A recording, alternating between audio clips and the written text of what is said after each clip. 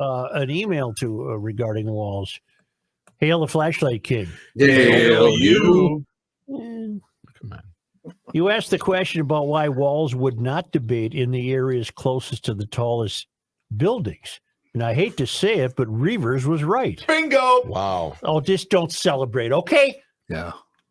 You've been wrong enough. We'll see if you're right, okay? If he had a full televised debate that everyone could see, he would have no place to go but down. He can't defend anything in his record. So to agree to a debate would only have the possibility of highlighting his failures. Mm-hmm. Okay. By taking part in a debate outstate, he takes away the talking point for Jensen that he wouldn't debate while limiting any damage it might cause. Mm-hmm. I'm in Washington State, and we have a similar situation. Tiffany Smiley is a great Republican candidate who has a real chance of unseating Patty Murray for U.S. Senate. Patty Murray's a disaster. Imagine the potential for a Republican senator out of the liberal bastion of Washington State. Patty Murray is running for her 6th term and has rarely had any competition. The only debate that Patty Murray will agree to is non-televised in Spokane, which is outstate for us. It still has tall buildings, but it's 4 hours from Seattle. Patty has nothing to defend and nothing to run on as accomplishments from 30 years in the Senate, so she has nowhere to go but down in the polls. In addition, whether it should make a difference or not, it won't be televised because of the visual of a young, vibrant, driven go-getter outside like Tiffany standing on stage next to a tired, old 30-year politician like Patty. You may remember her as the mom in Tennis Shoes Senator. Good luck if you know what I mean. Dan in Buckley, Washington.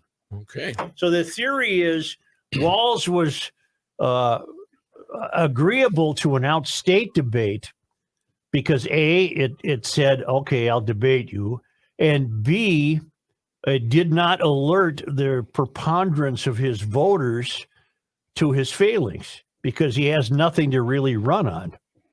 Look at Reavers. He's just beaming with I know, he's really self-congratulations. That just sounds so familiar, like something I heard on the show yesterday. Yeah, well, you were right. Well, but it just makes total sense. His entire campaign is one giant scheme because he knows he has nothing to run on other than abortion. That's the only thing his campaign has focused on. And he knows if he does do a televised debate here locally, he might lose some of the knuckle draggers that are going to support him come election day in the Twin Cities. Look up Fetterman, who's running for office in Pennsylvania. Is this the guy that had the stroke? Yeah. You said his whole campaign is a scheme. I think all of politics has become disastrous. I agree with you. All of it. You have a president now who's completely politicized our oil reserves. John Fetterman, Democrat running for Senate. Against a guy named Dr. Oz, about whom I'm unfamiliar. I never watched his TV show or whatever. Oz, Dr. Oz. I think he's Turkish by birth. I'm not sure. He's an American citizen, obviously. Yes. Give me some Fetterman background. All right. I'm going to go to his... The poor fellow did have a stroke earlier this summer, and he cannot process. He can't put some coherent thoughts together. So, and he's a very likely winner for the Senate race in Pennsylvania because he adheres to all the leftist talking points. John Story. Meet John. I don't think he's ever worked.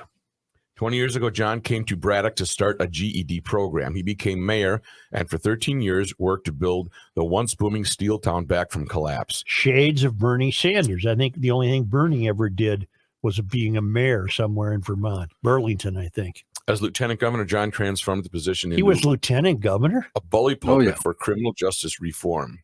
He has led the fight to free the wrongfully convicted and give second chances to deserving longtime inmates and champion the cause of legalizing marijuana on a historic tour of all 67 counties. Pennsylvania native, born to teenage parents just starting out on their own. His father worked nights to put himself through college. John grew up in York, followed his father's footsteps to Albright College, where he played defensive tackle for the Lions. What Twins catcher was from York, Pennsylvania? Butch Weiniger. Thank you. Yep.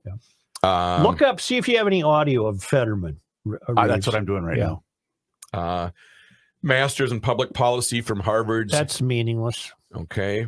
I returned to Think of that statement, which is not inaccurate. Yeah. That's meaningless, which Well, it's true. Public policy from Harvard. Give me a break. Right. I mean, you know. he That's joined basket weaving. AmeriCorps. He taught GED classes.